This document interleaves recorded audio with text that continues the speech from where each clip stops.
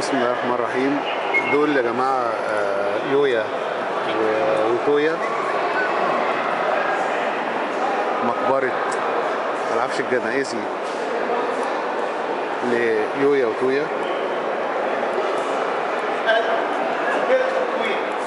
الدولة الحديثة أسرة 18.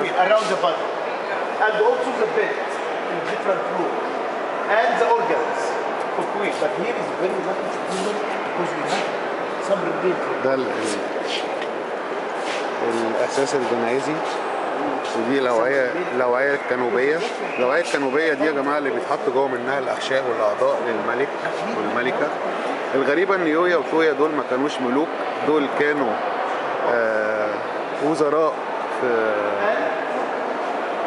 في فترة حكم أمنحتب الثالث. أمنحتب الثالث شاف بنت يويا وتويا عجبته، اتجوزها، كان اسمها تي، عرفت بعد كده بالملكة تي، وكان بيحبها حب لم يوصف لحد دلوقتي. الملكة تي عمل لها جعارين، 7 جعارين مشهورين جدا جدا، منهم جعران مشهور في وادي الملوك. جعران ده الأجانب أو السائحين المصريين، السائحين الأجانب لما بيجوا مصر بيلفوا حوالين التمثال ده 7 لفات ويتمنوا أمنية. جعران شهير جدا جدا جدا. الملكة تي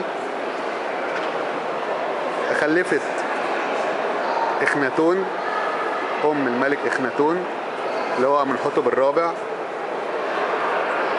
أمنحتب الرابع اللي هو إخناتون تزوج نفرتيتي وخلف الملك الشهير صاحب المقبرة الشهيرة جدا توت عنخ آمون.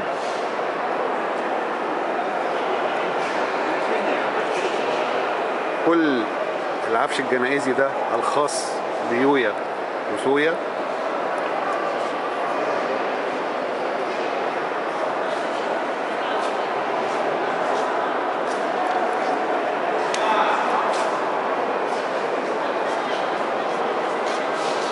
دول تماثيل الأشابتي.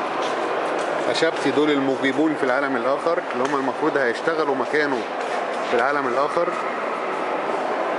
دي العجلة الحربية بتاعته،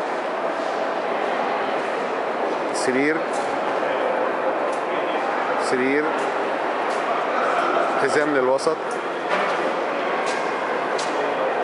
تابوت، وادي تابوت تاني، تابوت تالت. كل ده كان داخل المقبرة يا جماعة. زي ما قلنا الأوعية الكانوبية دي اللي كان بيبقى متواجد جواها أعضاء الجسد. كانوا بيتخلصوا من أعضاء الجسد عشان كانت بتعمل عملية إفساد لعملية التحنيط، وكانوا بيحطوها داخل الأوعية ده اهي. هنلاحظ إن في بعض آثار دماء عليها. ما زالت الأعضاء بتاعت يويا وتويا متواجدة داخل الأوعية الكانوبية دي.